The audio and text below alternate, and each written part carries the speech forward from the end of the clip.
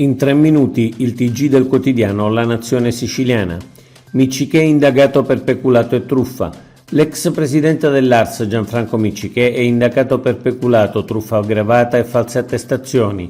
Il GIP di Palermo ha disposto il divieto di dimora a Cefalù, dove Miccichè vive abitualmente. L'accusa è di aver utilizzato per ben 33 volte l'auto di servizio per fini personali e non istituzionali, nonché di avere confermato false missioni del suo autista. Il PD si inventa pure la contrarietà dei cittadini al ponte. La capogruppo alla Camera del PD, Chiara Braga, nel corso di un'iniziativa elettorale a Messina, oltre a ripetere i soliti luoghi comuni contro il ponte, ha aggiunto un nuovo argomento. La stragrande maggioranza dei cittadini sarebbe contraria. Ma dove ha preso questa informazione la dirigente del PD?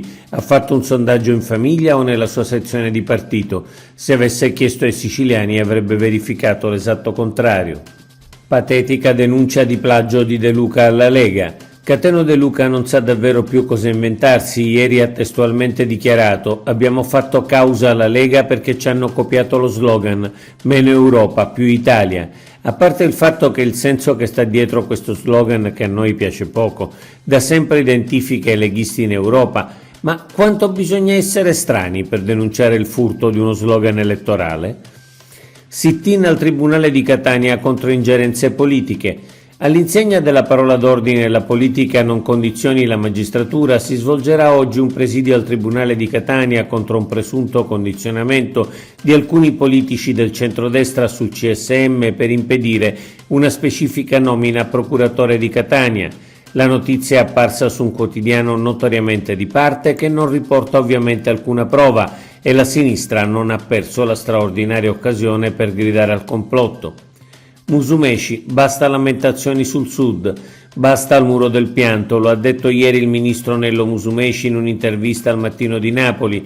Noi meridionali abbiamo idee, progetti, siamo creativi, dobbiamo solo impegnarci per osare e vincere. Il Mezzogiorno può giocare la sua partita senza il complesso di Calimero, deve guardare avanti alle sterminate potenzialità dei nostri territori.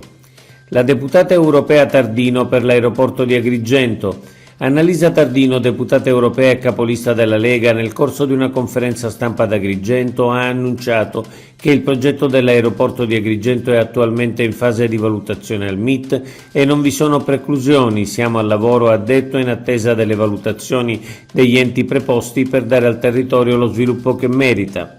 Si coltiva il caffè all'Orto Botanico di Palermo. Dopo 100 anni di nuovo una coltivazione di caffè all'Orto Botanico di Palermo. L'esperimento è in collaborazione con la Torrefazione Morettino. In 300 metri quadrati si sviluppa il campo sperimentale che ospita in piena terra 21 varietà di caffè arabica. Orfeo e Euridice, spettacolo teatrale all'Istituto Ciechi. Da tutta Europa 14 volontari coordinati dall'Associazione Informa Giovani e con l'adattamento e la regia di Valeria Sara Lobue hanno preparato con i giovani utenti dell'Istituto dei Ciechi di Palermo uno spettacolo teatrale, una versione inclusiva di Orfeo e Euridice all'interno di un progetto finanziato dall'Unione Europea. Oggi è tutto. Per l'informazione del quotidiano La Nazione Siciliana, il nostro sito www.lanazionesiciliana.eu.